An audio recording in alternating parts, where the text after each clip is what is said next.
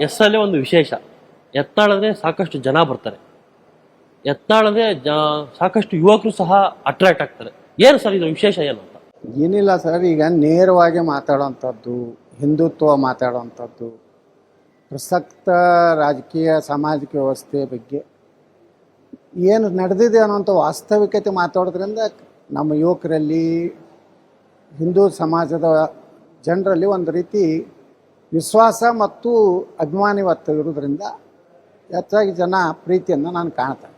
ಇತ್ತೀಚೆಗೆ ಸರ್ಕಾರಕ್ಕಿಂತ ಯತ್ನಾಳ್ ಅವರ ಸದ್ದು ಬಹಳ ಜೋರಾಗಿದೆ. ಏನು ಜಲವಂತ ಸಮಸ್ಯೆಗಳ ಬಗ್ಗೆ ನಾವೇನು ಹೋರಾಟ ಮಾಡ್ತಾ ಇದ್ದೀವಿ, ಏನು ರಾಜ್ಯದಲ್ಲಿ ನಡೀತಿರುವಂಥ ಭ್ರಷ್ಟಾಚಾರ ಬಗ್ಗೆ, ಒಂದು ಅಭಿವೃದ್ಧಿಯ ಒಂದು ವಿಚಾರದಲ್ಲಿ ಏನು ಮಾತಾಡ್ತಾ ಇದ್ವಿ, ಇದರಿಂದ ಮಾಧ್ಯಮಗಳು ಸಹ ಸಾಕಷ್ಟು ನನಗೆ ಸಹಕಾರ ಕೊಡ್ತಾ ಇದ್ದಾವೆ. ಮಾಧ್ಯಮದವರು ಸಹ ಯಾರು ಯಾವ ವಾಸ್ತವಿಕತೆ ಇದನ್ನು ತೋರಿಸುವ ಸಲುವಾಗಿ ನನಗೆ ಸ್ವಲ್ಪ ಹೆಚ್ಚು ಪ್ರಾಮುಖ್ಯತೆ ಕೊಡೋದ್ರಿಂದ ಜನರಲ್ಲಿ ಒಂದು ರೀತಿ ನನ್ನ ಬಗ್ಗೆ ಒಂದು ಗೌರವ ಹೆಚ್ಚಾಗಿದೆ. ಸರ್, ಪ್ರಮುಖವಾಗಿ ಯತ್ನಾಳ್ ಅವರು ಒಂದು ಸಮುದಾಯದ ನಾಯಕನಾಗಿ ಬಿಂಬಿಸಿಕೊಳ್ಳೋದಕ್ಕೆ ಪ್ರಯತ್ನವನ್ನು ಪಡ್ತಾ ಇದ್ದಾರೆ.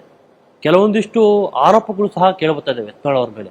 ಏನಂದ್ರೆ, ಮೊದಲು ನಿರಾಣಿ ಅವರನ್ನ ಹೊಡೆದ್ರು ಯತ್ನಾಳ್ ಅವರು, ನಂತರ ಈಗ ಸಿ ಪಟೇಲ್ ಅವರನ್ನ ಹೊಡೆದ್ರು, ಇದೀಗ ವಿಜಯಾನಂದ ಕಶ್ಯಪ್ರವರನ್ನ ಹೊಡೆದ್ರು. ಸ್ವಾಮೀಜಿ ಅವರನ್ನ ಬೆಳೆಸ್ಕೊಂಡು ಸಮುದಾಯವನ್ನು ಮುಂದೆ ಇಟ್ಕೊಂಡು ಯತ್ನಾಳ್ ಅವರು ಮುಂದೆ ಬರ್ತಾ ಇದ್ದಾರೆ. ನಾ ಏನು ಯಾವುದೋ ಅಪೇಕ್ಷೆ ಮಾಡೇ ಇಲ್ಲ ಸಮಾಜದಲ್ಲಿ. ನಾವೇನು ಅಲ್ಲಿ ಪದಾಧಿಕಾರಿ ಆಗ್ಬೇಕನ್ನೋವಲ್ಲ, ಅಥವಾ ಏನೋ ಈ ಒಂದು ಸಮಾಜದ ಹೆಸರು ಹೇಳ್ಕೊಂಡು ಮಂತ್ರಿ ಬೇಡಿಲ್ಲ.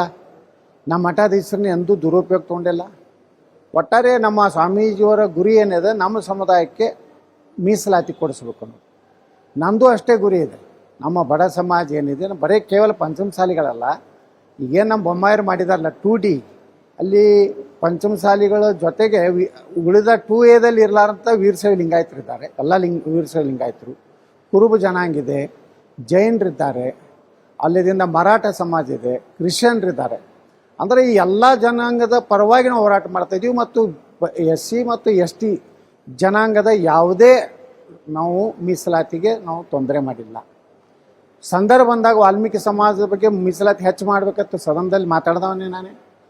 ಕುರುಬ ಹಾಲ ಸಮಾಜದ ಏನು STಗೆ ಸೇರ್ಪಡೆ ಆಗ್ಬೇಕು ಅನ್ನೋಂಥದ್ದನ್ನು ಸದನದಲ್ಲಿ ಮಾತಾಡ್ದವನೇ ನಾನೇ. ಮತ್ತು ಮೀಸಲಾತಿಯ ಪ್ರಮಾಣ ಹೆಚ್ಚು ಆಗ್ಬೇಕು ಅನ್ನೋಂಥದ್ದು ಹೋರಾಟ ಮಾಡಿದವನು ನಾನೇ.